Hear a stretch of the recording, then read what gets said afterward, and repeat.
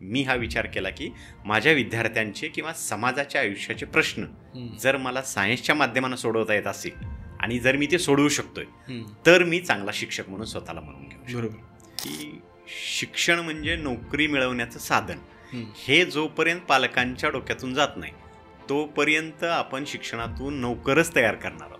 तुम्ही तुमचं शैक्षणिक जीवन हे कदाचित खूप साऱ्यांनी गावाकडे खेड्यात मराठी माध्यमाच्या शाळेत घेतलंय, तरी तुम्ही आज तुमचं करिअर मेट्रो सिटीत येऊन करताय. बरोबर. मग तुमच्या मनामध्ये ही भीती का आहे की माझा मुलगा याच शाळेत गेला पाहिजे? वेगळ्या वाटा शोधा, सातत्याने तुम्ही नाविन्याचा शोध घेत राहिलं पाहिजे आणि सातत्याने चॅलेंजेस ॲक्सेप्ट करायला शिकलं पाहिजे. कारण जो चीज आपको चॅलेंज करती है वही चीज आपको चेंज भी करती है. बालाजी सर, तुमचं श्रीमंत व्हा हे आपल्या महाराष्ट्रातील सगळ्यात इन्स्पिरेशनल मराठी पॉडकास्टमध्ये स्वागत आहे. Thank you mister Yogesh.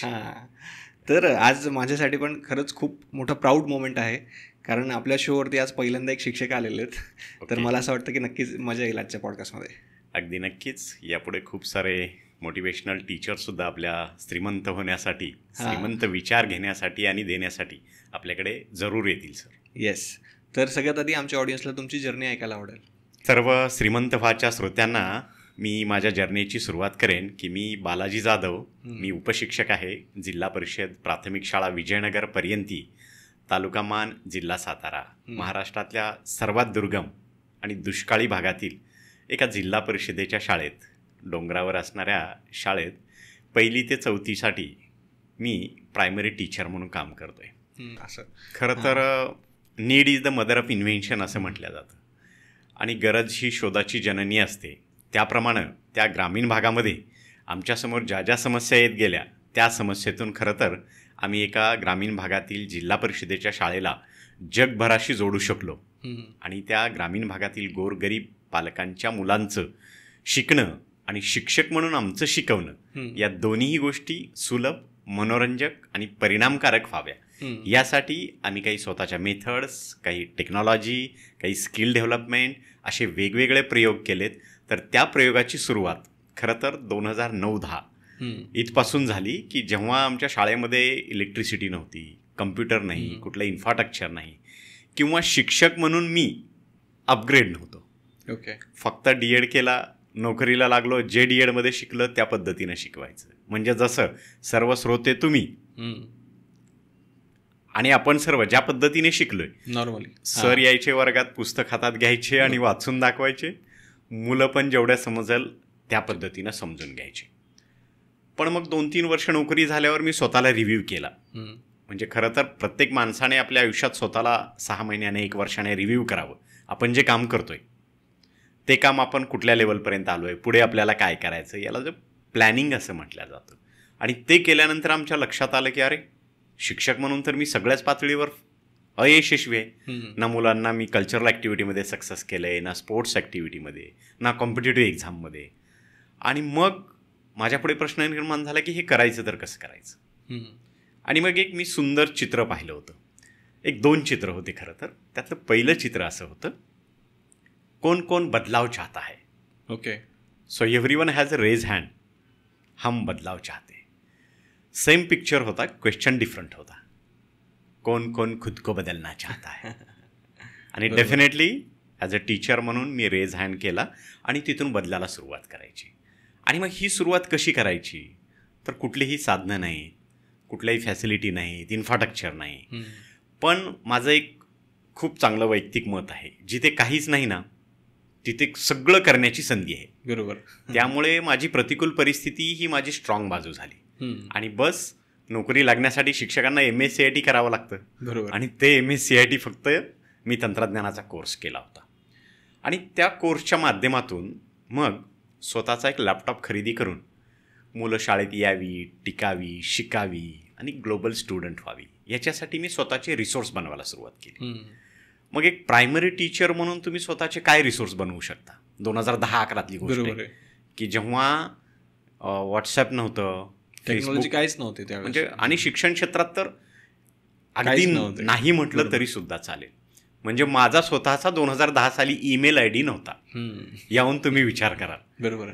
आणि मग तिथून या छोट्याशा प्रवासाला सुरुवात झाली की मी स्वतःचा लॅपटॉप घेतला, मुलांना शाळेत येऊन मन लागावं म्हणून आम्ही कलरफुल वर्कशीट्स बनवायला लागलो. ओके. ज्या आज शहरातल्या खूप साऱ्या शाळा आणि शिक्षक विकत घेतात आणि आम्ही त्या स्वतः बनवायला लागलो. बरोबर. आणि मग तिथून आम्हाला कळायला लागलं की युजर का क्रिएटर, तर वापरकर्ते व्हायचं का निर्माते व्हायचं. आणि मग त्या गोष्टीने आम्हाला शिकवलं की वापरकर्ते नाही तर तुम्ही स्वतःचं काहीतरी निर्माण करा. बरोबर. आणि त्या छोट्या छोट्या वर्कशीटच्या माध्यमातून त्या खेड्यातल्या मेंढपाळांच्या वीटभट्टी कामगारांच्या मुलांना मजा यायला लागली. मग शिकण्यासाठी नाही पण त्या कागदांपासून विमान बनवायचं, ॲरो बनवायचे, बोट बनवायची, त्यांना गंमत वाटत असेल, गंमत वाटायला लागली. आणि माझा उद्देश होता की त्यांनी असं शिकावं. थोड्या कन्सेप्ट मी चेंज करून घेतल्या होत्या की नुसतं पुस्तकातून शिकण्यापेक्षा वेगवेगळ्या गोष्टी शिकावं. आणि मग मी स्वतः थोडंफार गुगलच्या हेल्पने शिकायला लागलो की आपल्याला काय करता येईल एज्युकेशनमध्ये टेक्नॉलॉजी आणून माझं टीचिंग आणि विद्यार्थ्यांचं लर्निंग या दोन गोष्टी जर सोप्या होत असतील तर ती गोष्ट आपण ॲक्सेप्ट केली पाहिजे. बरोबर. मग मी वर्कशीट्स बनवून मुलांना द्यायलो. मग मुलं हळूहळू कागद खेळायला मिळतात म्हणून शाळेत यायला लागली. मेंढ्या मागे जायची, वीटभट्टीवर काम करायची. असा हा प्रवास सुरू असताना मी पॉवर पॉईंट प्रेझेंटेशन बनवायला शिकलो, PPT. म्हणजे आत्ता माझे विद्यार्थी 30 सेकंदामध्ये कुठलीही PPT बनवतात. अरे वा. म्हणजे आर्टिफिशियल इंटेलिजन्सचा वापर करतात. पण हे आजची कंडिशन आहे. बरोबर. म्हणजे साधारण 10-12 वर्षापूर्वी मला PPT बनवायला 2-2 तास लागायचे. तर हा काळानुसार झालेला बदल आहे. आणि ते PPT बनवून मग मी माझं टीचिंग कसं सोपं होईल हे पाहिलं. पण काही दिवसानंतर मला असं कळलं की नुसतं टीचिंग सोपं होऊन फायदा नाही, तर शिकणं सुद्धा सोपं झालं पाहिजे. ओके. हां, बरोबर. आणि मग आम्हाला या तंत्रज्ञानाचा फायदा व्हायला म्हणजे खडू फळ्यानं जी बेरीज वजाबाकी शिकवायला मला 4-5 दिवस लागायचे आणि विद्यार्थ्यांना समजायला कदाचित 8-10 दिवस. बरोबर. आणि मी मग ॲनिमेटेड पॉवर पॉईंट प्रेझेंटेशन बनवायला लागलो. आणि अशी मजा यायला लागली की मुलांचं लक्ष एकदम ऑडिओ व्हिज्युअल पाहा, लहान मुलांना खूप आवडत असतं. बरोबर. आणि मग ते चित्र यायचे, 4 ॲपल यायचे. मी फळ्यावर शिकवायचो 4 बेरीज 3 आणि मग माझ्या पॉवर पॉईंटमध्ये 4 ॲपल यायचे उड्या मार, जम्प मारत 1 2 3 4 मध्ये बेरीजचं चिन्ह यायचं प्लस आणि पुन्हा 3 ॲपल यायचे. मग मुलं कॉन्सन्ट्रेटने ते काउंटिंग करायला शिकले. आणि मग माझं शिकवणं चांगलं व्हायलं, मुलांचं शिकणं सोपं व्हायलं. आणि शेवटी शिक्षणाचा हाच मुख्य हेतू आहे की टीचर म्हणून आमचं शिकवणं सोपं व्हावं आणि विद्यार्थी म्हणून शिकणं सोपं व्हावं. मग वर्कशीट्स बनवले आम्ही, पॉवर पॉईंट प्रेझेंटेशन बनवले. आणि त्याच्यानंतर महाराष्ट्र राज्य शैक्षणिक संशोधन परिषद पुणे इथे एक दृक्श्रव्य विभाग होता, ऑडिओ व्हिज्युअल डिपार्टमेंट. तिथे शिक्षकांना छोटे छोटे व्हिडिओ क्लिप बनवायला शिकवायचे. ओके. आणि मी पुण्यात येऊन 10 दिवसाचं ते माझ्या आयुष्यातलं पहिलं प्रशिक्षण घेतलं तंत्रज्ञानाचं काहीतरी शिकायचं. कधीची गोष्ट? सिंपल, साधारण 2011 मधली गोष्ट आहे. ओके. आणि 2011 साली मी छोटे छोटे व्हिडिओ बनवायला लागलो. आणि जसा 10 दिवसांनी मी गेलो तसा झपाटल्यागत काम करायला सुरुवात केली. बरोबर. कारण त्या गोरगरिबांच्या मुलांचं शिकणं सोपं झालं पाहिजे होतं. शहरातल्या लोकांची मजा आहे हो. शहरातले लोक बाजारात जातात, त्यांच्याकडे फंड असतो, संस्था मोठ्या असतात, त्या कोणीतरी बनवलेलं विकत आणतात. पण आमची जी मजा आहे ना, आम्हीच गहू पिकवतो, आम्हीच आटा बनवतो आणि आम्हीच त्याच्या पोळ्या बनवतो, हा तसा प्रकार आहे. आणि त्याची मजा एक वेगळी असते. तर मी या माध्यमातून, श्रीमंत व्हाच्या माध्यमातून शिक्षकांनाही सांगेन की खरंच वापरकर्ते होण्यापेक्षा निर्माते होण्याकडे लक्ष द्या. कारण त्याचा जो आनंद आम्ही अनुभवला आहे आणि त्याचं यशसुद्धा आम्ही अनुभवलं आहे ते प्रचंड मोठ्या प्रमाणात आहे. आणि मग त्या व्हिडिओच्या माध्यमाने माझं शिकवणं परिणामकारक व्हायलं. म्हणजे उदाहरणार्थ 4थीच्या इतिहासात प्रतापगडावरील पराक्रम हा पाठ आहे. तर तो पाठ साधारण 4 ते 5 पेजेसचा आहे, पानांचा आहे. बरोबर. तर तो पाठ साधारण मी 3 दिवस शिकवायचो, तरी पण सगळ्या मुलांना मजेशीर समजायचा नाही. आणि मी त्याचा सुंदर असा 5 मिनिटाचा एक व्हिडिओ बनवला सर आणि लॅपटॉपवर मुलांना दाखवला. म्हणजे हा फरक आहे. बरोबर. ओल्ड इज गोल्ड म्हणतो आपण, पण हेही म्हणायला हवं, जे जे नवं ते आम्हाला हवं. बरोबर. आणि मग नवीन पद्धती स्वीकारून आम्ही व्हिडिओ बनवून माझं शिकवणं, विद्यार्थ्यांचं शिकणं सोपं केलं. मुलं शाळेत यायला लागली, आवडीने शिकायला लागली. प्रॅक्टिससाठी मग आम्ही क्वेश्चन्स बँक तयार केल्या, क्वेश्चन पेपर तयार केले. आणि मग हळूहळू मुलांना स्पर्धा परीक्षेसाठी आम्ही प्रिपरेशन करायला. अरे वा. आणि मग पहिल्या वर्षी आमची मुलं पास झाली. म्हणजे जी मुलं शाळेतच येत नव्हती त्यांचं बेसिक तयार करून 4थी स्कॉलरशिपच्या परीक्षेला तेव्हा खूप महत्त्व असायचं. हो. स्पर्धा परीक्षेला जेव्हा आपल्या शालेय जीवनात पण आणि 10 वर्षापूर्वी पण. आणि मग दुसऱ्या वर्षी आम्ही साधारण 9 मुलं बसवली असतील परीक्षेला. त्यातली 3 मुलं राज्याच्या गुणवत्ता यादीत आहेत. अरे वा. म्हणजे तंत्रज्ञानाचा मर्यादितच वापर होता. आणि त्याच्यानंतर मग प्रश्न यायला लागले की क्वेश्चन बँक बनवायच्या, कंटेंट बनवायचा, यात खूप सारा वेळ चालला. बरोबर. आणि मग त्यामध्येच सातारा पॉलिटेक्निक कॉलेजचे एक डॉक्टर ताटपुंजे सर होते.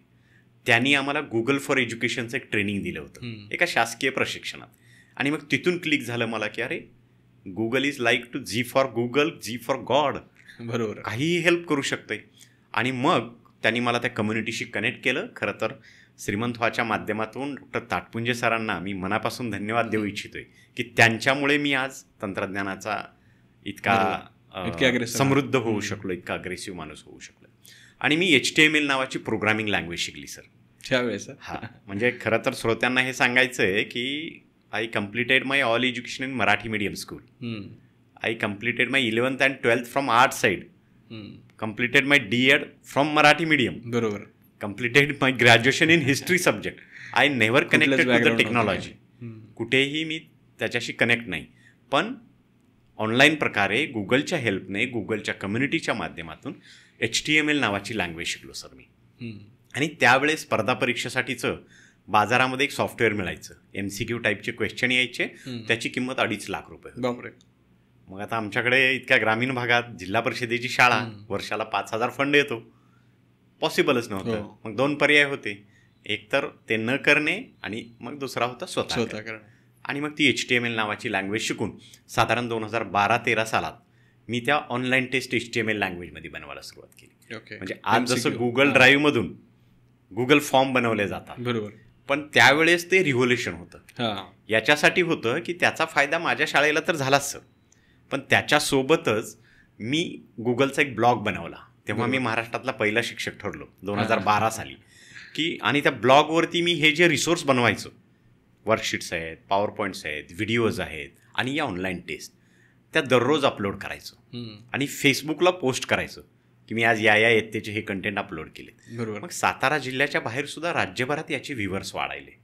आणि खरा तंत्रज्ञानाचा फायदा मला तेव्हा जाणवला माझ्या शाळेसोबत, जेव्हा राज्यातील 40,000 शाळा एका दिवशी त्या माझ्या कंटेंटचं यूज करायच्या. 40,000 एका स्कूलचे 20 जरी विद्यार्थी म्हटलं तर ग्रामीण भागात बसलेल्या एका सामान्य शिक्षकाने जिल्हा परिषदेच्या बनवलेले रिसोर्स महाराष्ट्रातल्या 8 लाख विद्यार्थ्यांना उपयुक्त ठरवतात. बरोबर. That's the terrific benefit of technology. आणि म्हणून मग आम्ही ठरवलं की तंत्रज्ञान हे शिकण्या आणि शिकवणे या दोन्ही गोष्टी सोप्या होण्यासाठी मदत करतात. तिथून पुढे मग पुढची अनेक वर्ष आमचे विद्यार्थी जिल्ह्याच्या, राज्याच्या गुणवत्ता यादीमध्ये स्पर्धा परीक्षेमध्ये यायला लागली. मग आता आम्ही स्पर्धा परीक्षेत तर उत्तम काम करायला लागलो. आणि मग नंतर आम्ही लॅपटॉपवर मुलांना डान्स दाखवायला लागलो. मुलांना स्पोर्ट्स, कुठले कुठले गेम्स असतात, ते कसे खेळले जातात. म्हणजे मी शिक्षकांना आणि पालकांना हे सांगेन श्रीमंत व्हाच्या माध्यमातून की समजा शिक्षकाकडे एखादं कौशल्य नाही, पण तंत्रज्ञान अशी गोष्ट आहे की ज्याच्या माध्यमाने तुम्ही त्या गोष्टी अडॉप्ट करू शकता. बरोबर. किंवा त्याच्या मदतीने तुमच्या विद्यार्थ्यांना तुम्ही ट्रेन करू शकता. म्हणजे आम्ही आमच्या मुलांना डान्स शिकवले, खेळाचे वेगवेगळे प्रकार. म्हणजे उदाहरणार्थ उसेन बोल्ट हा जगातला सर्वात वेगवान धावपटू. बरोबर. तो मुलांना मी व्हिडिओ दाखवायचो, तो कसा एक्झरसाईज करतोय, तुम्ही पण तशी करा. तो रनिंगला कसा सेटअप होतोय, स्टार्ट कसा घेतोय, एंड कसा करतोय. मग हे सगळं व्हिज्युअलायझेशन दाखवल्यामुळं विद्यार्थ्यांना त्यातून आयडिया यायला लागल्या. आणि मग आमची मुलं तालुका, जिल्हा इथपर्यंत स्पर्धेमध्ये यशस्वी व्हायला लागली. एक आमचा विद्यार्थी पहा, प्रथमेश माने नावाचा, 4थीला असताना झी TVवरच्या डान्स इंडिया डान्समध्ये तो इंडियातला टॉप 5 डान्सरमध्ये सिलेक्ट झाला. म्हणजे आम्ही सुरुवात छोट्याशा यूट्यूबपासून केली. नंतर तो त्यानेही स्वतःला अपग्रेड केलं, त्याच्या फॅमिलीचंही योगदान आहे. पण आम्ही अशा प्रकारच्या विद्यार्थ्यांना मोटिवेट करत गेलो. योग्य डायरेक्शन मिळणं जास्त महत्त्वाचं आहे. म्हणजे science provided a speed, but we need to direction. Yes. गतीसोबत आपल्याला दिशा सुद्धा महत्त्वाची आहे. आणि मग अशा पद्धतीने आमच्या मुलांचा आम्ही स्पर्धा परीक्षा, बेसिक गोष्टी, स्पोर्ट्स ॲक्टिव्हिटी या सगळ्या गोष्टीमध्ये खूप चांगले यशस्वी व्हायला लागलो. मग आमच्या शाळेत इन्फ्रास्ट्रक्चर नव्हतं. कम्प्युटर लॅब नाही, सायन्स लॅब नाही, लॅबोरेटरी नाही, लायब्ररी नाही. मग आता काय करायचं याच्यासाठी. आणि मग पुस्तकात एक म्हण असते की आवळा देऊन कोहळा काढणे. बरोबर. आणि मी एक शाळेचा SMS चॅनल सुरू केला सर. सिम्पलचा एक 2,000 रुपये खर्च. आणि पालकांना शाळा सुटताना दररोज एक मेसेज जायचा की तुमच्या मुलाला आज शाळेत हे शिकवलंय, त्याने घरून हा अभ्यास करायचा. पालकांची आमची एवढी कनेक्टिव्हिटी झाली की त्यामुळे पालक यायले आणि शाळेला मदत करायला. त्यावेळेस व्हॉट्सअप काहीच नव्हतं. व्हॉट्सअप डेफिनेटली नव्हतं. आणि आजही मी अशा भागात काम करतोय की आमच्या 90% पालकांकडे व्हॉट्सअप नाही. इंटरनेटच नाही ना, इंटरनेट नाही किंवा त्यांची परिस्थिती नाही स्मार्टफोन बाय करण्याची. तर त्यामुळे आम्ही त्या टेक्स्ट मेसेजच्या माध्यमाने खूप आम्हाला चांगला रिस्पॉन्स भेटत गेला. आणि एक जगातलं पहा सूत्र आहे, चमत्कार आहे तर नमस्कार आहे. बरोबर आहे. चमत्काराशिवाय कोणी तुम्हाला नमस्कार बरोबर आहे. आम्ही एक सुंदर असा प्रोजेक्ट सुरू केला सर. खरं तर महाराष्ट्रातल्या देशातल्या प्रत्येक शाळेने असं सुरू करावं. व्हर्च्युअल क्लासरूम नाव होतं. म्हणजे हे व्हर्च्युअल एज्युकेशन कोविडमध्ये माहीत झालं, पण आम्ही 14-15 सालापासून या व्हर्च्युअल क्लासरूमच्या माध्यमाने जगभरातल्या साधारण 30, 35, 40 देशांसोबत दरवर्षी आमची ग्रामीण भागातली शाळा आम्ही जोडायचो. आणि मग उदाहरणार्थ अमेरिकेच्या शाळेसोबत जोडायचं आहे तर 12 तासाचं डिस्टन्स आहे, टाईममध्ये डिफरन्स आहे. मग आम्ही सायंकाळी 8 वाजता सगळी मुलं, मी शिक्षक आणि सगळा गाव शाळेच्या भिंतीवर प्रोजेक्टर लावायचो. लहानपणी आम्ही गावाकडे नाटक पाहायला जसं जमायचो पिक्चरसाठी, हो, आणि तसं सगळा गाव आमच्या शाळेच्या मैदानात. आणि मग त्यांना कळायचं की आपली मुलं अमेरिकेच्या विद्यार्थ्याशी बोलायली. आणि मग मी पालकांना म्हणायचो की त्यांच्या शाळा कशा आहेत, त्यांचा वर्ग कसा आहे, आपण करू शकतो का. बरोबर. आणि मग तिथून पुढं पालकांनी आम्हाला चांगला सपोर्ट केला. आणि या सगळ्या प्रोजेक्टचे व्हर्च्युअल क्लासरूम एवढ्या देशांसोबत आम्ही बोललो, परंतु आमच्याकडे हायटेक इन्फ्रास्ट्रक्चर नाही. असं आम्ही काही NGO, काही CSR फंड देणाऱ्यांना बोललो. आणि लकीली की आम्हाला काही लाख रुपये CSR फंड मिळायला लागला. म्हणजे व्हर्च्युअल क्लासरूम हा एक चमत्कार होता. बरोबर. आणि म्हणून लोक त्याला नमस्कार करायला लागले. आता याचा बेनिफिट इतका चांगला असतो सर. खरं तर कोणी म्हणेल की काय होतं व्हर्च्युअल क्लासरूम. उदाहरणार्थ की मराठीच्या पुस्तकात जेवढे पाठ आहेत तेवढे पाठ मी त्या लेखकाकडून मुलांना शिकवतोय.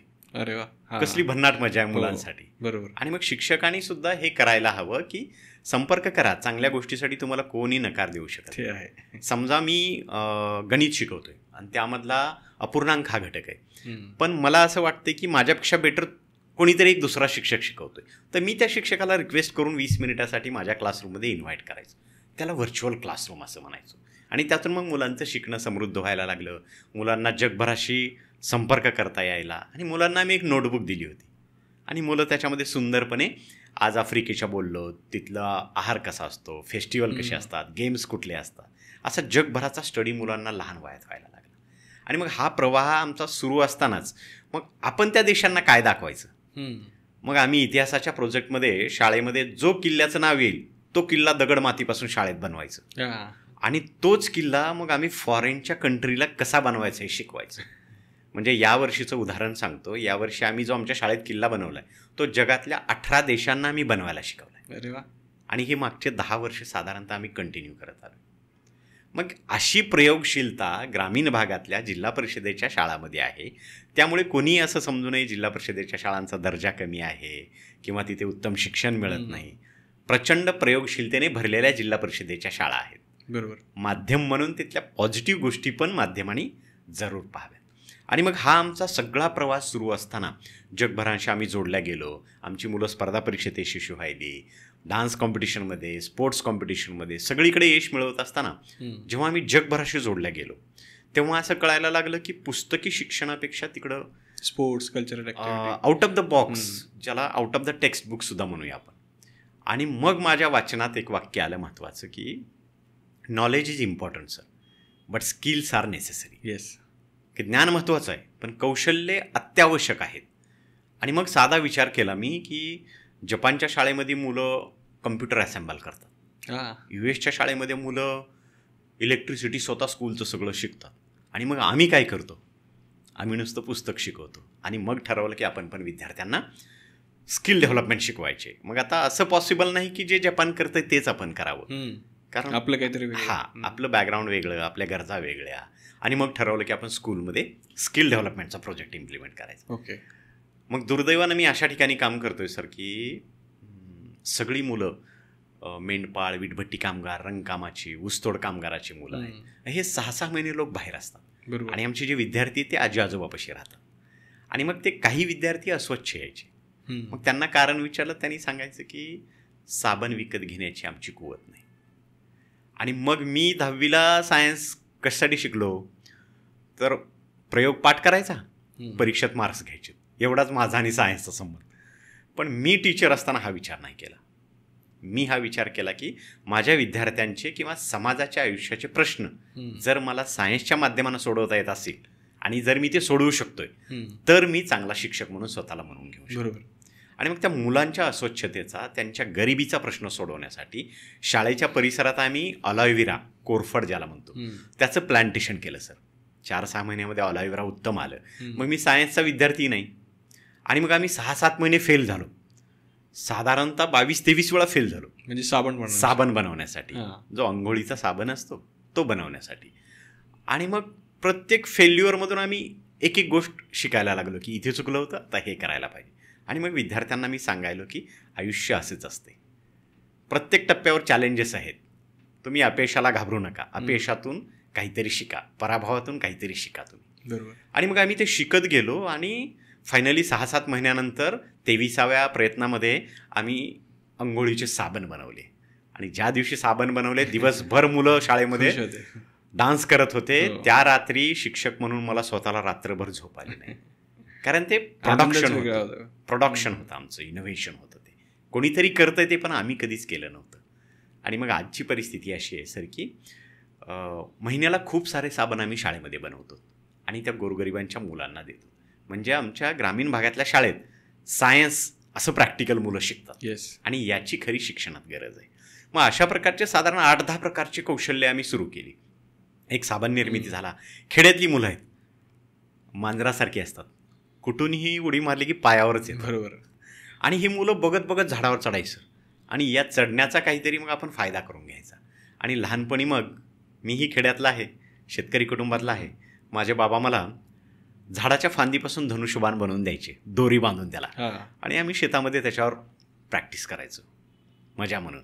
मग माझ्या डोक्यात कल्पना आली की आपण शिक्षणासाठी याचा कसा वापर करतो. म्हणजे काय आहे बघा, ज्ञानापेक्षा कल्पकता तुमची महत्त्वाची असते आणि ती कल्पकता वापरायची. माझ्याकडे खूप सारं ज्ञान आहे, पण त्याचा वापर कल्पकतेने करता आला पाहिजे, कुठल्याही क्षेत्रातल्या व्यक्तीला असो. बरोबर. तरच तुम्ही खरेखुरे श्रीमंत होऊ शकता. येस. आणि मग त्या मुलांनी झाडाच्या फांद्या काढायच्या. धनुर्विद्या कशी शिकवली, मुलं स्वतः झाडाच्या फांद्या काढायचे, त्याला दोरी घेऊन एक बांधायची. मग आम्ही तिथे मुलांना भूमिती शिकवलं. आकार, अर्धवर्तुळ असतो, सेमी सर्कल असतो, पूर्ण सर्कल असतो, दोरी आहे त्या रेषा आहे. आणि या पद्धतीने मग मुलांनी धनुष्यबाण बनवला. मग कुठून कुठपर्यंत तुला गोल अचीव करायचा आहे, तर तिथलं अंतर, जे मोजमाप हा घटक असतो गणितातला, आम्ही तो ग्राउंडवर शिकवायला लागलो. म्हणजे डबल मला वर्गामध्ये पुन्हा त्यावरती काम करण्याची बिलकुल आवश्यकता नाही पडली.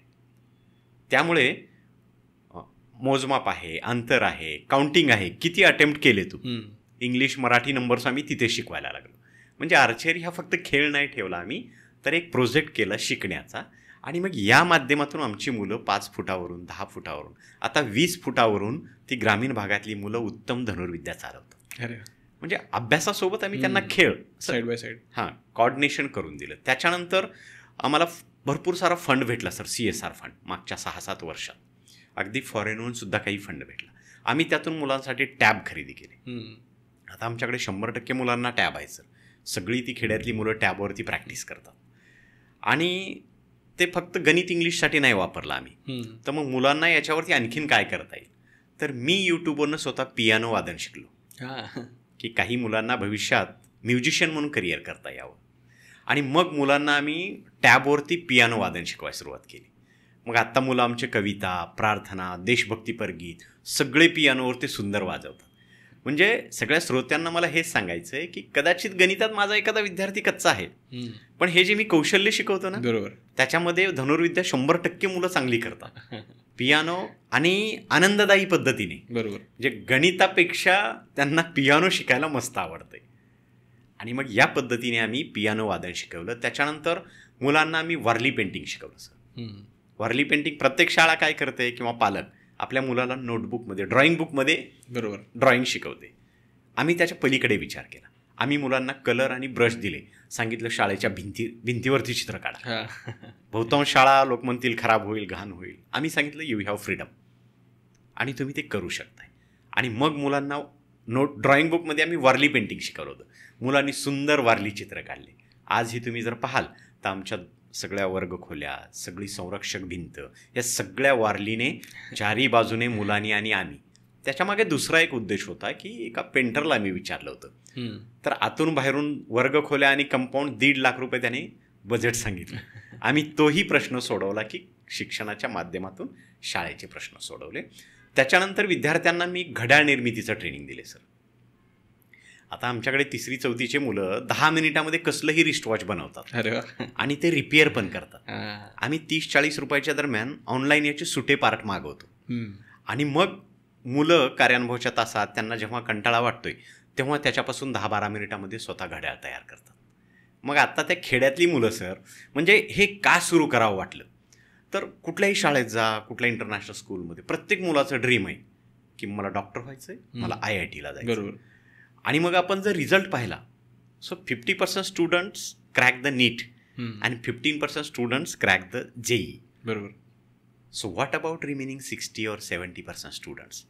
मग हा पॅरेंट्स किंवा शिक्षकांनी सुद्धा विचार करणं गरजेचं आहे. जे मुलं नीट किंवा IIT करू शकत नाहीत त्यांना करिअरच्या वाटा शालेय जीवनापासून द्याव्यात म्हणून आम्ही मुलांना साबण निर्मिती शिकवली, घड्याळ निर्मिती शिकवली, पियानो वादन शिकवलं, धनुर्विद्या शिकवली, की झाडाला जशा फांद्या असतात तसं त्यांच्या करिअरला आम्ही वेगवेगळ्या वाटा दिल्या की भविष्यात तू संगीतकार हो, तू स्पोर्ट्समॅन हो. तर आत्ता ती खेड्यातली मुलं काय म्हणतात सर की मी पप्पांसारखं मुंबईला रंगकामाला जाणार नाही, तर मी इथे साबणाचा कारखाना उभा करेन, मी इथे घड्याळ निर्मितीचा कारखाना उभा करेन.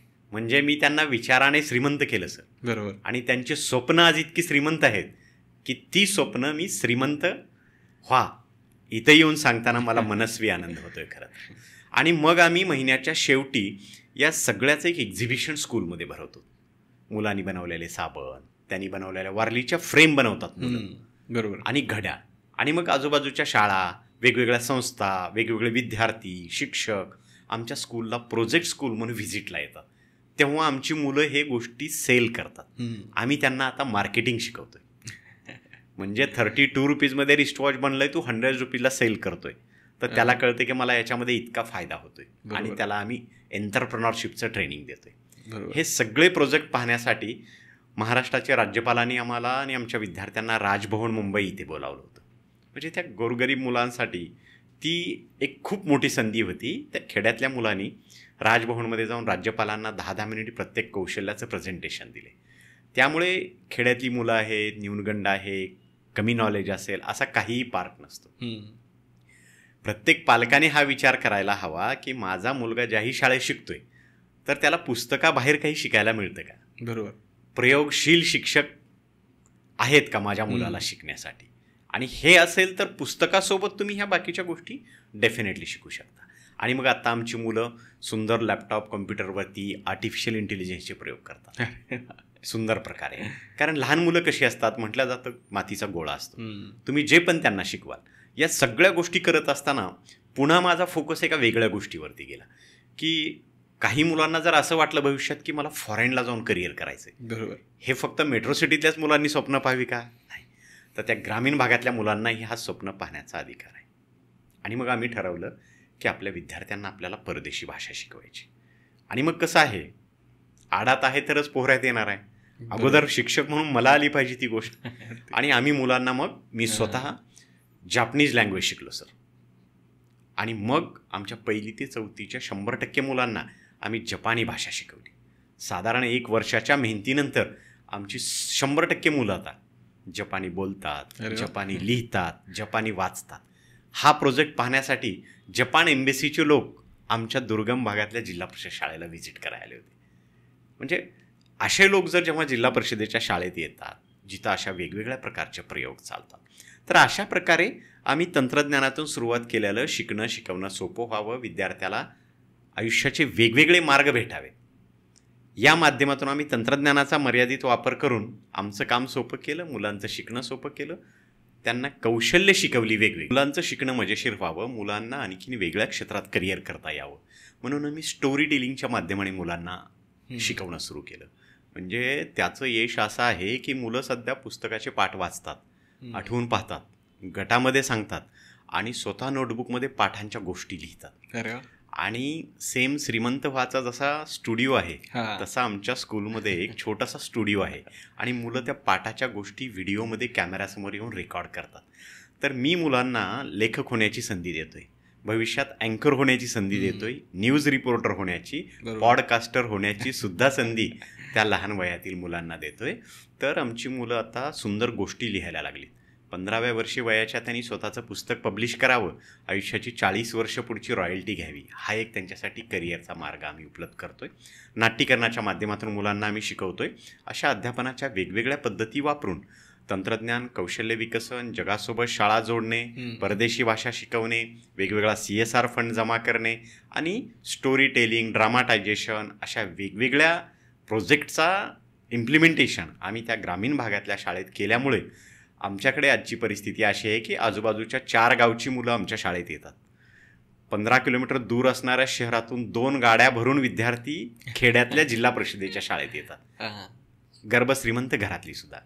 तर हे अशा प्रयोगशीलतेमुळे होऊ शकतं. हा शेवटी खरं तर मला श्रीमंत विचाराने होणाऱ्या लोकांसाठीचा हा श्रीमंत संदेश असेल की विचाराने श्रीमंत व्हा, तुमचं कर्तृत्व, तुमचं कार्य हे त्यानंतर आपोआप श्रीमंत होत जाते. अशा प्रकारे जिल्हा परिषदेच्या एका ग्रामीण भागातील शाळेमध्ये आम्ही नाविन्याचा ध्यास घेऊन उभा केलेले हे सगळे उपक्रम आज यशस्वी होऊन राज्यभर, देशभर नव्हे जगभरामध्ये पसरत आहेत. आणि त्या ग्रामीण भागातील मुलांचं भविष्य आम्ही आजच इतकं उज्ज्वल करण्याचा प्रयत्न करतोय. तर प्रत्येक पालक, प्रत्येक विद्यार्थी आणि शिक्षक यांनी या प्रकारे शिक्षणाचा अर्थ समजून घेतला तर ते विचाराने आणि कृतीने अतिशय श्रीमंत झालेले नक्कीच आपल्याला पाहायला मिळतील. तर खरंच सर, मी संपूर्ण स्टोरी तुमची ऐकली. खूप जास्त इन्स्पायरिंग ही स्टोरी आहे आणि मला म्हणजे विश्वास आहे की या एका स्टोरीतून आज अनेक लोकांना प्रेरणा मिळेल आणि ते स्वतःसुद्धा असं काहीतरी कार्य करायला सुरुवात करतील. तर आता मला तुम्हाला काही प्रश्न विचारायचे आहेत. तर सगळ्यात पहिला प्रश्न हाच आहे की अनेक लोक शिक्षक होतात, शाळेत जातात, शिकवतात. मग तुम्हाला तसं का वाटलं की यार आपण ही जबाबदारी उचलायला पाहिजे? कारण कसं असतं की बेसिकली लोकांना चांगल्या शाळेत जायचं असतं, मोठ्या शहरात जायचं असतं आणि लाईफमध्ये ते सेटल असतात, त्यांना स्वतःच्या आयुष्याच्या बाहेर काही करायची इच्छा पण नसते किंवा करत पण नाही. मग तुम्हाला तसं का वाटलं? त्यामागे 2 ओळी कारणीभूत आहेत. काही लोक स्वाभिमानाने सांगतात मी आयुष्यात काहीच चुका केल्या नाहीत. माझं म्हणणं असं आहे की ज्याने प्रयोगच केले नाहीत, ज्याने नवीन गोष्टी करण्याचा प्रयत्नच केला नाही, त्यांच्या हातून चुका होणारच नाही. बरोबर. आणि मग बहुतांश लोकांचा व्ह्यू हा असतो. आणि मग माझ्यासमोर त्या ग्रामीण भागातील जेव्हा गोरगरीब मुलांच्या शिकण्याच्या समस्या समोर आल्या, तिथून खरोखर मोटिवेशन झालं. ना कुठलं पुस्तक वाचून, ना कुठला व्हिडिओ पाहून, तर त्या गोरगरीब मुलांचे चेहरे जेव्हा माझ्यासमोर यायचे तेव्हा असं जाणवलं की यांचं आयुष्य जर शिक्षक म्हणून मी समृद्ध करू शकतोय, तर म्हणून कदाचित धोपट मार्ग सोडू नका हा भगवद्गीतेतला उक्ती मी सोडून स्वतःचा मार्ग तयार करून इतर शिक्षकांप्रमाणे विचार न करता एका वेगळ्या मार्गाने out of the box thinking करून वेगळा मार्ग मी स्वतः निवडला. हे त्यामागची खरी तर प्रेरणा आहे. ओके.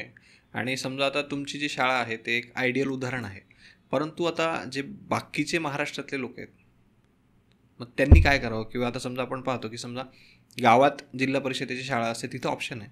पण समजा आता पुण्यासारखी सिटी आहे, मुंबईसारखी सिटी आहे, म्हणजे इथेही बऱ्याच लोकांना वाटत असेल की आपल्या मुलांनी अशा शाळेत गेलं पाहिजे. मग त्यांच्यासाठी काय पर्याय आहे? अगदी खरं तर सर्वप्रथम मला हे सांगायला आवडेल की शिक्षण म्हणजे नोकरी मिळवण्याचं साधन. हे जोपर्यंत पालकांच्या डोक्यातून जात नाही तोपर्यंत आपण शिक्षणातून नोकरच तयार करणार आहोत. पण पालकांनी विचाराने श्रीमंत व्हा, तुमचे विचार बदला आणि ज्या दिवशी तुम्ही असं ठरवाल की माझा मुलगा शिक्षण घेऊन काही हजार मुलांना नोकऱ्या देणार आहे, तर तशा पालकांनी विचार केल्यानंतर तुमच्या पुण्या मुंबईसारख्या शहरात सुद्धा तशा शाळा निर्माण होऊ शकतात. तशा शाळा निर्माण न होण्यामागे पालकांची अतिमहत्वाकांक्षा आहे. त्यामुळे शिक्षण संस्था चालकांनी किंवा शिक्षकांनी पण त्यांचा कामाचा व्ह्यू बदललेला आहे. त्याच्यामागे पालकांची अतिमहत्वाकांक्षा हे सगळ्यात महत्त्वाचं कारण आहे. आणि समजा आमच्यासारखे प्रयोगशील शिक्षक म्हणा किंवा शाळा म्हणा, त्यांचा फायदा जर शहरातील काही पालक आपले श्रोते आहेत यांना जर घ्यायचा असेल तर शिक्षण भक्ती नावाचं माझं एक यूट्यूब चॅनल आहे आणि माझं वेबसाईट आहे, किंवा गुगलवरती जाऊन बालाजी जाधव एवढं नाव जरी सर्च केलं तर तुम्ही सगळे माझ्या संपर्कात येऊ शकाल. आणि काही प्रमाणात काही प्रोजेक्ट आपण व्हर्च्युअली सुद्धा एकमेकाशी शेअर करू शकतो. मग पालक असा किंवा एखादी शाळा असा किंवा शिक्षक म्हणून असा, तर हा एक मार्ग त्यामध्ये होऊ शकतो. त्यानंतर जे पालक असतात ते मुलांच्या शाळा निवडताना कोणत्या अशा मोठ्या चुका करतात, काय वाटतं तुम्हाला? पालक शाळा निवडताना सर्वसामान्य पालक हा विचार करतात की माझ्या मुलाची शाळा कमी फीसची असावी. दुसरा विचार असतो की शाळेचं आणि घराचं अंतर. बरोबर. आणि मग तिसरा विचार स्पेशली माता पालकांचा असतो की शेजाऱ्याचा मुलगा, माझ्या फ्रेंडची मुलं, माझ्या नातेवाईकांची मुलं ज्या शाळेमध्ये जातात ती शाळा निवडायची. म्हणजे पालक त्या शाळेची प्रयोगशीलता पाहत नाही. पालक त्या शाळेतील शिक्षकाचं अपग्रेडेशन ज्याला म्हणतो याच्याकडेही दुर्लक्ष करतात. काही पालक तर भला मोठा इन्फ्रास्ट्रक्चर दिसला की माझा मुलगा या शाळेत शिकला पाहिजे. म्हणजे सुटाबुटात कलरफुल बसमध्ये गेले म्हणजे उत्तम शिक्षण मिळतं असं नव्हे. पायात चप्पल बूट न घालता माळावर येणाऱ्या मुलांनाही जर आम्ही आज जगभराशी जोडू शकतोय याचा अर्थ इन्फ्रास्ट्रक्चर किंवा काही पालक बोर्ड पाहून CBSE बोर्ड का स्टेट बोर्ड याच्यानुसार सुद्धा शाळा निवडतात. तर ती सुद्धा चूक होऊ शकते.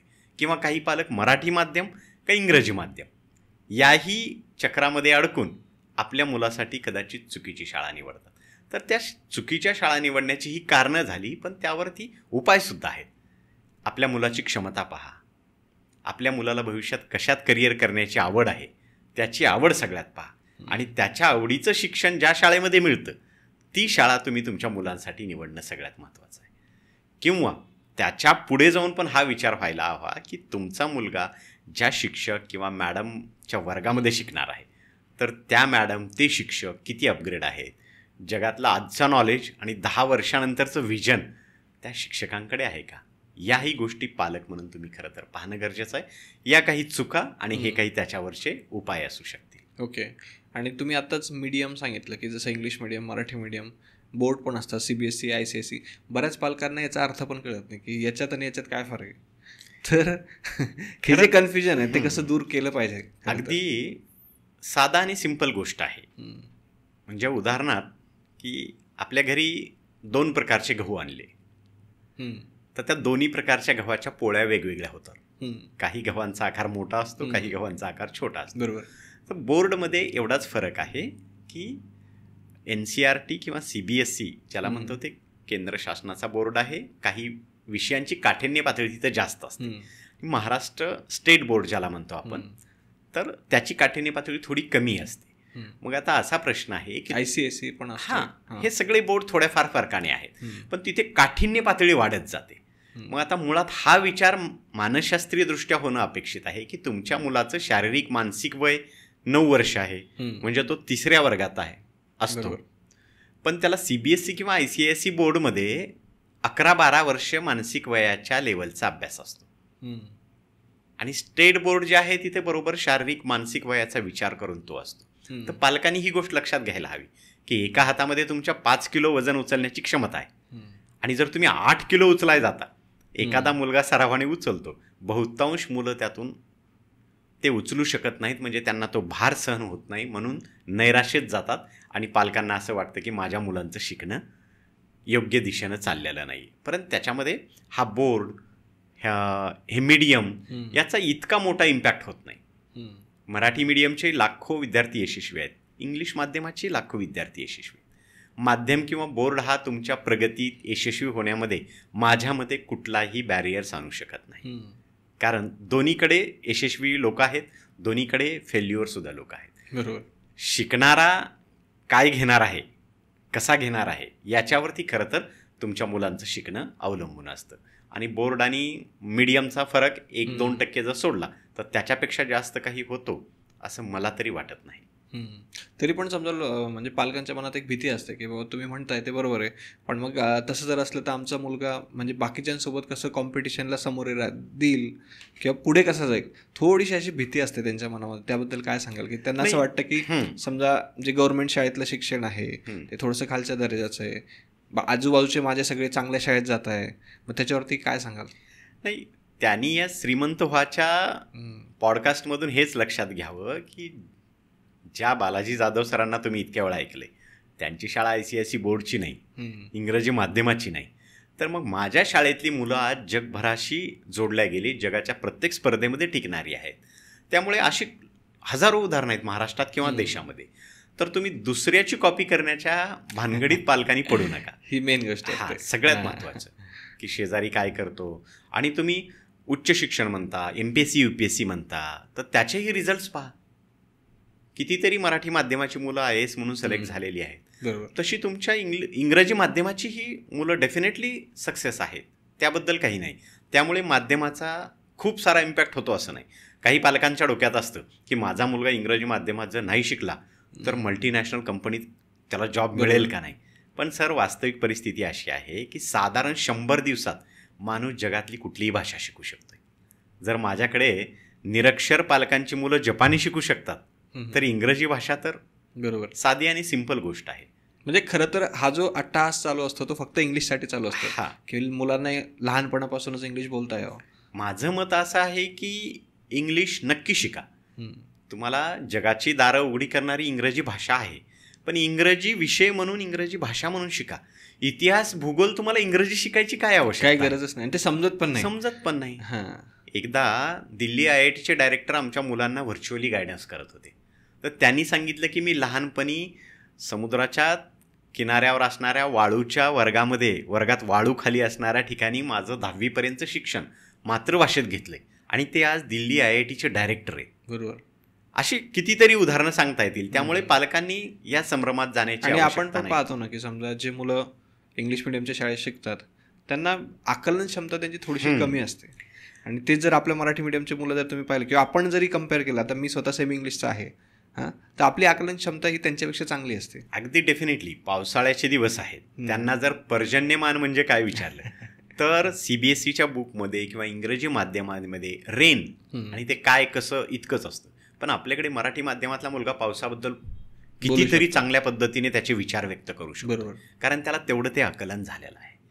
त्यामुळे माध्यमाचा खूप बॅरियर येण्यापेक्षा तुमच्या मुलांच्या कलागुणांचा, त्याच्या विचाराचा, त्याच्या कल, सगळ्यात कल महत्वाचा आहे. बरोबर. एकदा पालक म्हणून तुम्ही कल ओळखा, त्यानंतर कुठल्याही माध्यमात तुमचा मुलगा असू द्या तो बेस्टच असणार आहे. बरोबर.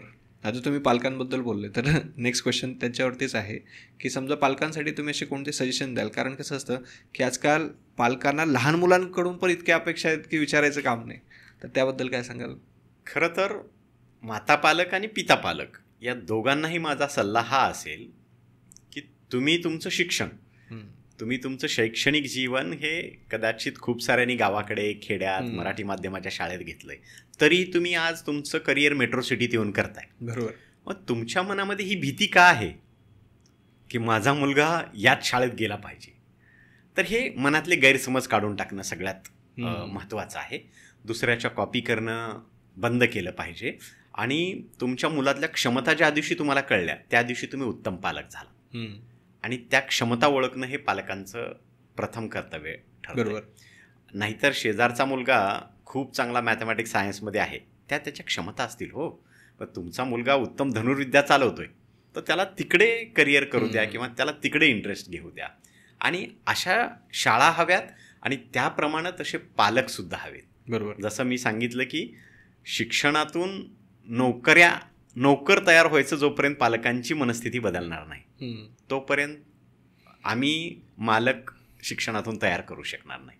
म्हणून पालकांनी थोडीशी मनस्थिती बदला, आपल्या पाल्याची क्षमता ओळखा, आपल्या पाल्याला भविष्यात कुठल्या क्षेत्रात करिअर करायचे त्याला त्याचे चॉईस थोड्याफार निवडू द्या. अगदी लहान वयात नाही पण योग्य वयात निवडू द्या.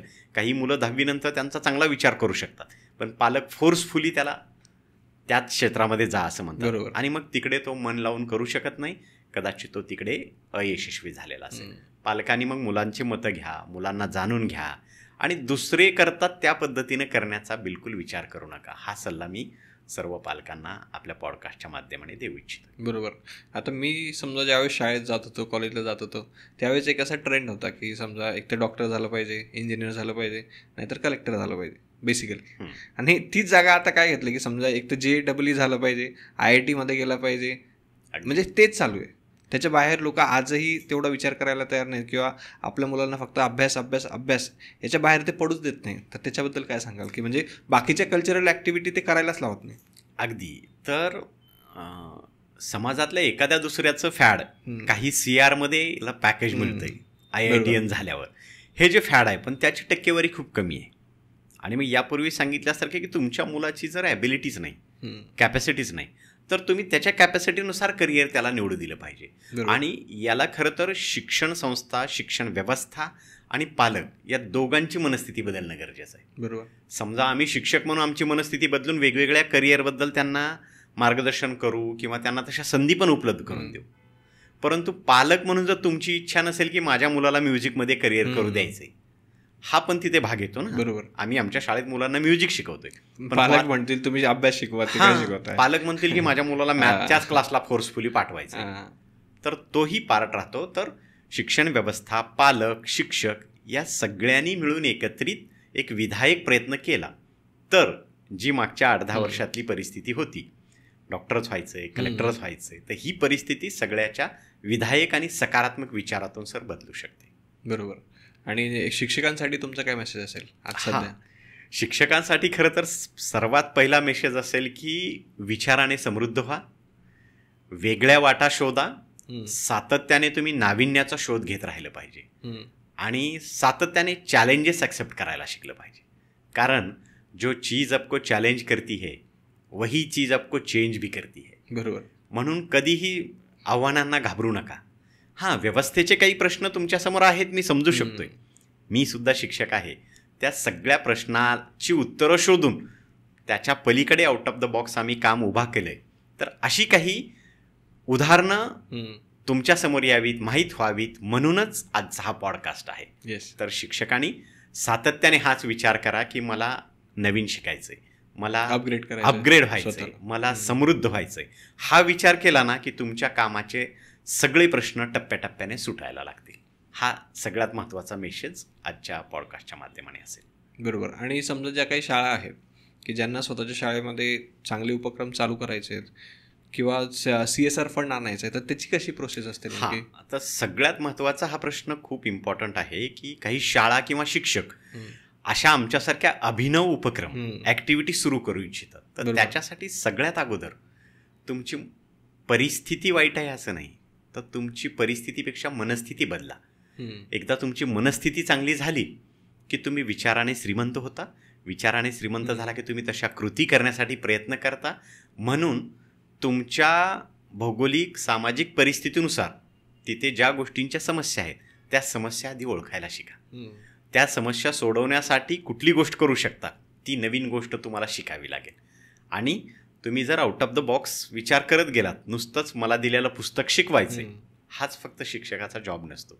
तर शिक्षक म्हणून तुम्ही वेगवेगळ्या वाटा शोधल्या की तुम्ही वेगवेगळे उपक्रम सुरू करू शकता. आणि त्यामध्ये थोडंफार पालकांना विश्वासात घेणं गरजेचं आहे. आणि या गोष्टी झाल्या की जगातल्या कुठल्याही शाळेत कुठल्याही शिक्षकाने असे अभिनव प्रयोग करण्यास त्याला नक्कीच संधी मिळू शकते. नाही, पण मग हे जी CSR फंड असतो समजा, तो जर मिळवायचा असेल तर त्याची काही प्रोसेस वगैरे असते का? आता सगळ्यात महत्त्वाचा प्रश्न की सरकारी शाळांसाठी फंड ही सगळ्यात मोठी समस्या आहे. तर खूप छान प्रश्न आहे आजचा की शाळांसाठी CSR फंड कसा मिळवायचा. तर त्यासाठी मी यापूर्वी सांगितलेली सगळ्यात पहिली गोष्ट आहे की तुम्ही काहीतरी तुमच्या कामात चमत्कार करावे लागतील. CSRच्या रूपाने तुम्हाला नमस्कार मिळेल. तर त्याची एक प्रोसेस असते की तुम्ही इतरांपेक्षा काहीतरी वेगळं आउट ऑफ द बॉक्स काम करताय, त्याचं तुम्हाला डॉक्युमेंटेशन करावं लागतं. ते मग टेक्स्टमध्ये असेल, व्हिडिओजमध्ये असेल, फोटोजमध्ये असेल, त्याचं सगळ्यांचं एक प्रपोजल तयार करावं लागेल तुम्हाला, साधारण 4-5 पानाचं, की तुम्ही आज काय करताय, तुमची आजची परिस्थिती काय आहे आणि ज्या प्रोजेक्टवर तुम्ही काम करताय पैशामुळे किंवा साधनामुळे तो पूर्ण होण्यास अडथळा येतोय. बरोबर. तर असा थीम तुम्हाला तयार करावा लागेल. म्हणजे जसं एक उदाहरण सांगतो की आम्ही जगभराच्या शाळाशी व्हर्च्युअली कॉन्टॅक्ट करायचो, पण आमच्याकडे फक्त लॅपटॉप आणि प्रोजेक्टर होता, तर मुलांना इतकं सुंदरपणे तिथं इंटरॅक्ट होता यायचं नाही. ही स्टोरी करून आम्ही महापारेषणला दिली आणि महापारेषणने आम्हाला एक उत्तम असा स्मार्ट बोर्ड दिला की ज्याच्या माध्यमातून 360 डिग्रीचा ऑडिओ, व्हिडिओ सगळं कॅप्चर होतं. आणि महापारेषणचे आम्ही मनापासून आभार व्यक्त करतो इथे सुद्धा की त्यांनी आम्हाला तो दिला. तर मग तसं प्रत्येक शाळेने किंवा शिक्षकाने तुमचे सुरू असलेले प्रोजेक्ट त्याची एक स्टोरी बनवा. मग ते तिन्ही प्रकारात करू शकता तुम्ही आणि ती वेगवेगळ्या कंपन्यांशी तुम्ही अप्रोच करा. स्वतःहून ज्या NGO तुम्हाला फंड करू शकतात, ज्या कंपन्या करू शकतात, तुम्ही त्यांचे ईमेल मिळवून त्याच्यावरती तुम्ही त्यांना पाठवू शकता. 10 लोकांना पाठवलं तर 2 लोक तरी तुम्हाला डेफिनेटली रिप्लाय देतील आणि पॉझिटिव्ह थिंकिंगने तुमच्याकडे ते फंड यायला सुरुवात होतील. त्याच्यानंतर तुम्ही त्या फंडमधून जे काही वस्तू घेतल्यात किंवा प्रोजेक्टसाठी जे काही प्लॅनिंग केले तर ते किती उत्तम चाललंय याचे पण पुन्हा रिपोर्ट बनवून त्यांना द्या, म्हणजे पुन्हा ते लोक तुम्हाला हेल्प करू शकतात. तर सरकारी शाळांसाठी CSR फंडची अत्यंत आवश्यकता आहे आणि प्रत्येक शिक्षकाने शाळेने या पद्धतीने जर काम उभा केलं तर ते काम समाजातल्या खूप साऱ्या लोकांना आवडेल आणि ते लोक तुम्हाला उत्तम प्रकारे CSRच्या फंडमधून मदत करू शकतील. बरोबर. बालाजी सर, तुम्ही स्वतः एक स्वप्न पाहिलं होतं की तुमच्या शाळेत येणारे जे काही 10-20 मुलं असतील त्यांचं भविष्य घडवायचं आणि ते तुम्ही चांगल्या पद्धतीने करत गेले, तर आज त्याचा परिणाम कितीतरी मुलांना होतो आहे. आणि बघा ना, म्हणजे एक छोटासा विचार होता तो आज किती लोकांपर्यंत पोहोचतो आहे. आणि याच पॉडकास्टच्या माध्यमातून आमचाही तोच प्रयत्न आहे की तुमचा हा विचार आणखी महाराष्ट्रातल्या जास्तीत जास्त लोकांपर्यंत पोहोचला पाहिजे, पालकांपर्यंत पोहोचला पाहिजे, शिक्षकांपर्यंत पोहोचला पाहिजे, की ज्यांनी आपल्या येणाऱ्या पिढीचं भविष्य आणखी चांगलं होईल. तर खरंच थँक्यू सो मच आजच्या या शोमध्ये आल्याबद्दल. मला तर खूप खरंच आनंद झाला तुमच्याशी गप्पा मारून. Thank you so much. मलाही भेटलेल्या संधीबद्दल मी आपला मनापासून आभारी आहे.